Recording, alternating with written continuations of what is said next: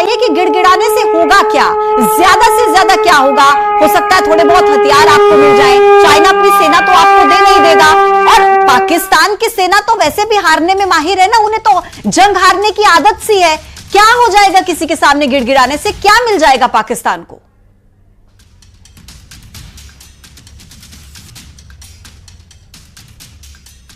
आशीष sir, आपको मेरी आवाज आ रही है? उसको हथियार मिल जाए और या फिर कोई ऐसी पहल कर दे कि किसी तरीके का जो बड़ा स्ट्राइक है वो पाकिस्तान पे ना कर पाए। उसका प्रयास यही रहेगा कि छोटे मोटे कॉन्फ्लिक्ट तो चलते रहें, जिससे वो भी उनके यहाँ की जो राजनीति है उनके देश में, मतलब जो सेना जो वहां करती है प्रोपेगेंडा, वो अपना चला सके। बिल्कुल शांति उसके भले के लिए नहीं है, उनको कुछ ना कुछ चुटपुट दिखाना है, तो वो उतना तक तो सीमित रखना चाहेंगे, लेकिन वो ये प्रयास करेंगे कि ये बड़े रूप में एक विकराल रूप ना ले, क्योंकि उसमें फिर उनका सफाया हो जाएगा। तो उनका प्रयास ये रहेगा। हाँ, चाइना का जहां तक सवाल है, कुछ लोग ये मानते थे कि चाइना जो है वो मिलिटरीली यानी सेना के उस पे सीधी मदद करेगा पाकिस्तान की। मैं इस बात से बिल्कुल भी सहमत नहीं हूं। आज जो विश्व में जो परिस्थितियां हैं, हर एक देश को दूसरे देश पे निर्भरता है। या तो आप दूसरे से सामान खरीदते हैं या आप दूसरे को सामान बेचते हैं जी। आप सब कुछ अपने अंदर रख के नहीं कर सकते, या तो आपको खरीदना है या आपको बेचना है। और चाइना से भारत बहुत बड़ी मात्रा में सामान खरीदता है, और विश्व के अन्य देश भी हैं जहां से चाइना अपना सामान भी भेजता है और खरीदता भी है।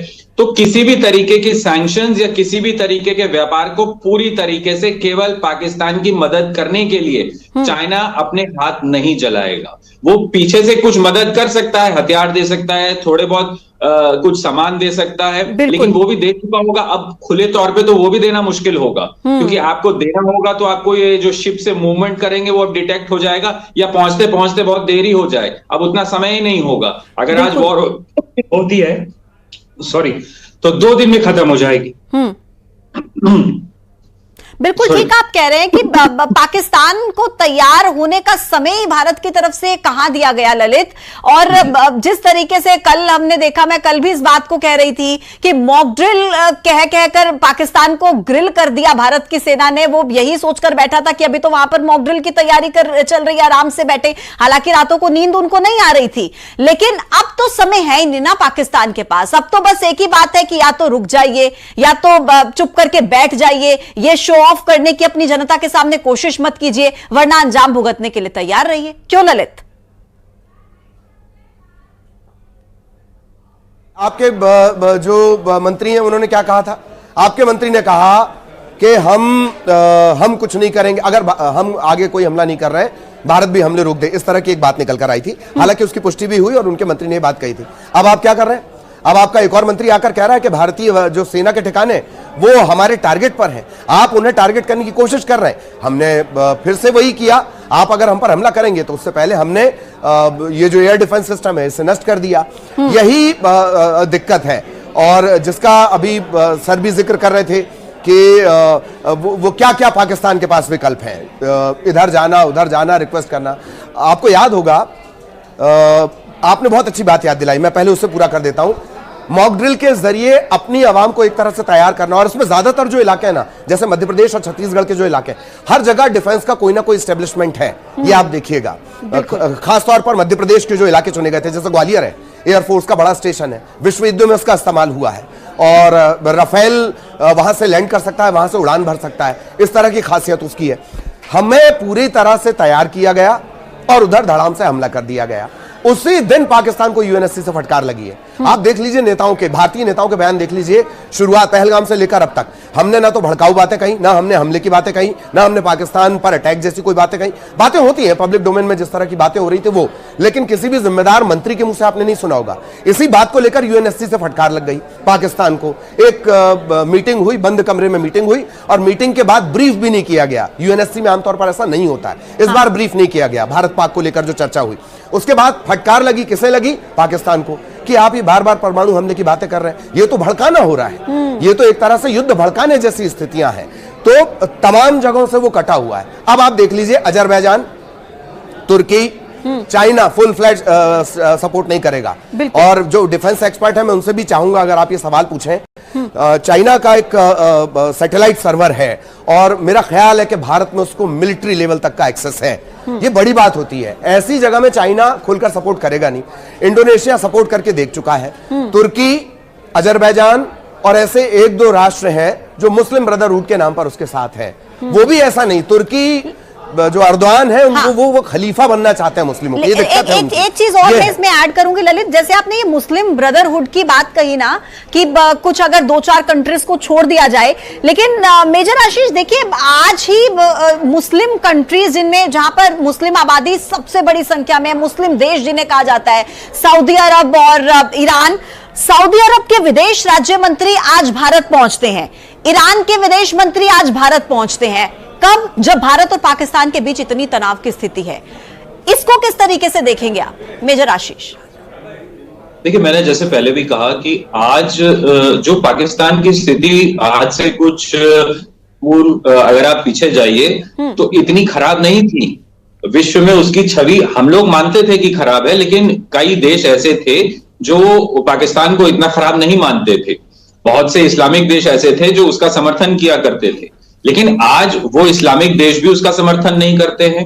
आज अमेरिका जो उसका बहुत बड़ा हितैषी हुआ करता था, क्योंकि उनको एशिया में पावर बैलेंस करना था, क्योंकि भारत की नजदीकी रशिया से थी, तो अमेरिका मजबूरन पाकिस्तान के साथ खड़ा होता था, क्योंकि उनको अपना एक एलाई यहां चाहिए था बैलेंस करने के लिए। क्योंकि लेकिन जब कोल्ड वॉर ही खत्म हो गई तो वो इक्वेशन भी खत्म हो गई, और आते आते पाकिस्तान में जो आतंकवाद निकला वो अमेरिका तक पहुंच गया। आपने देखा कि वहां पे जो ट्विन टावर अटैक हुए, उसामा बिन लादेन फिर वहीं से ऑपरेट कर रहा था, और अंत में उसामा बिन लादेन भी पाकिस्तान से ही पकड़ा गया। तो पाकिस्तान के खिलाफ अमेरिका में भी एक जो उनकी आवाम थी, जो उनके लोग थे, और जो उनके वहां जो इंटेलिजेंस एजेंसीज थी, फिर उन्होंने भी ये बताया कि भाई अगर हम इसको सपोर्ट करेंगे तो कहीं ना कहीं हमारे लिए ही खतरा बनता है आगे के लिए। तो उन्होंने भी अपनी फंडिंग उसको रोक ली और सपोर्ट रुक गया।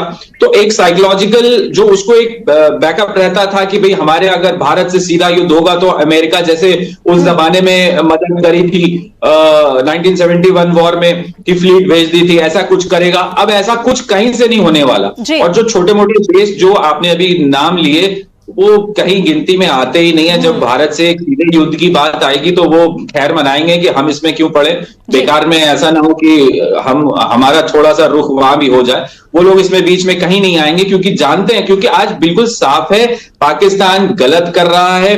वो एक आतंकवाद बनाने की फैक्ट्री बना हुआ है, न केवल भारत के लिए बल्कि विश्व के लिए। बिल्कुल बिल्कुल आप ठीक कह रहे हैं। और मेजर आशीष, अगर ऐसी स्थिति में कोई पाकिस्तान का समर्थन करे तो इंटरनेशनल फोरम पर उस देश की छवि भी यही होगी। ये नहीं कहा जाएगा कि आप पाकिस्तान का समर्थन कर रहे हैं, बल्कि ये कहा जाएगा कि आप आतंक का समर्थन कर रहे हैं।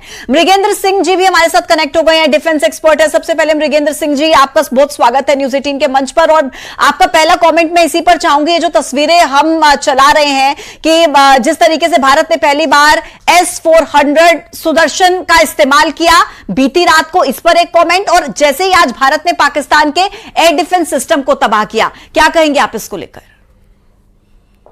मेरा ये मानना है कि भारत एक बहुत ही पावरफुल कंट्री के रूप में आज विश्व में माना जाता है, इकोनॉमिकली और डिफेंस वाइज भी। तो ये बहुत नेचुरल है कि हम एक सिस्टमेटिक तरीके से, सोचे समझे तरीके से पाकिस्तान को उसकी राह दिखाएं।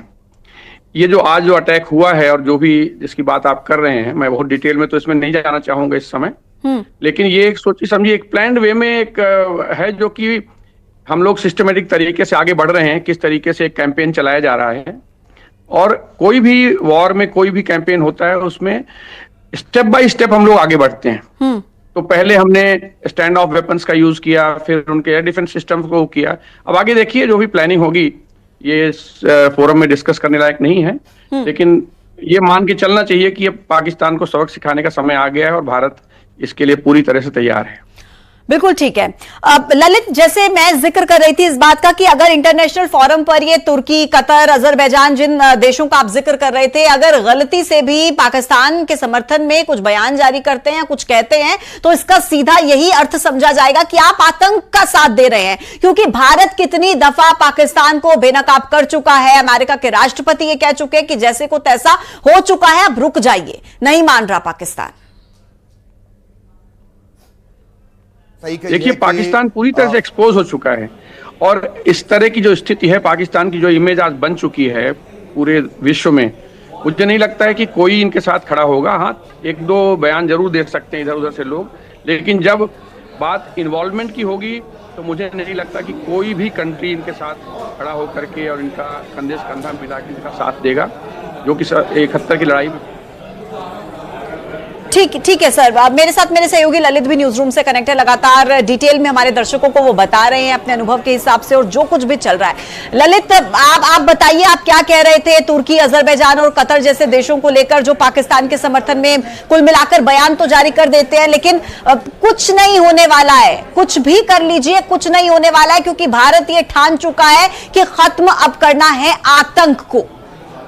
जाहिर तौर पर, और ये जिस बात का जिक्र है एक, हाँ, लेकिन अभी इस बीच एक बड़ा अपडेट आ रहा है, वो है ओआईसी की भूमिका, जो मुस्लिम कंट्रीज का जो एक संगठन है, मेरे ख्याल 50 के करीब इसमें है, वो दरअसल उसकी जो स्थिति है वो इधर उधर होती रही है। हालांकि जब आपने अभी जिक्र किया था ना कि जब ये तमाम हालात चल रहे हैं, तो मेरे ख्याल सऊदी के रिप्रेजेंटेटिव्स यहाँ पर आए हुए हैं, आपने शायद ये इस बात का जिक्र किया था।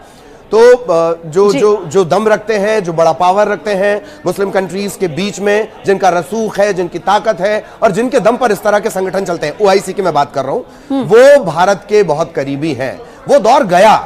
आपने अक्सर देखा होगा ना कि भाई सऊदी, हम अक्सर ये बातें करते थे कि सऊदी में हमारे लेबर हैं या खाड़ी देशों में हमारे यहाँ से लोग मजदूरी करने जाते हैं। वो बहुत पुराने दौर की बात हो गई है। अब वो हमारे बिजनेस पार्टनर्स हैं, अच्छे खासे अरबों का निवेश दोनों की तरफ से किया जा रहा है। अब हम बिजनेस पार्टनर वाली जगह पर हैं, खासतौर पर खाड़ी देशों की अगर बात कर ली जाए। पहले जब भी हम याद किया करते थे कि नहीं, खाड़ी देशों में लोग क्यों जाते हैं, भारत से लोग मजदूरी करने जाते हैं। अब वो बात नहीं है, दोनों इंफ्रास्ट्रक्चर में निवेश कर रहे हैं। बात अब बिजनेस वाली आ गई है दोनों देशों के बीच।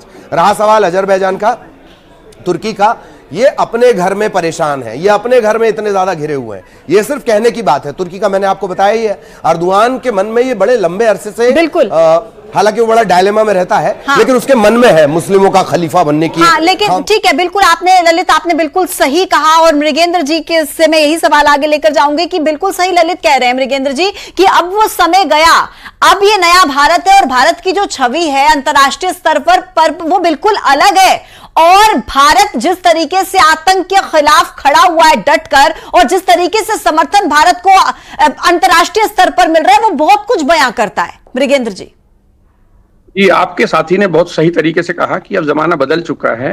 अब economic development, wellbeing of population, ये सभी रूलर्स के, जो भी रूलर्स हैं मिडिल ईस्ट में, उनके दिमाग में है। वो लोग लिबरलाइज कर रहे हैं अपने सिस्टम को, वो बिजनेस पार्टनर्स बन रहे हैं इंडिया के साथ।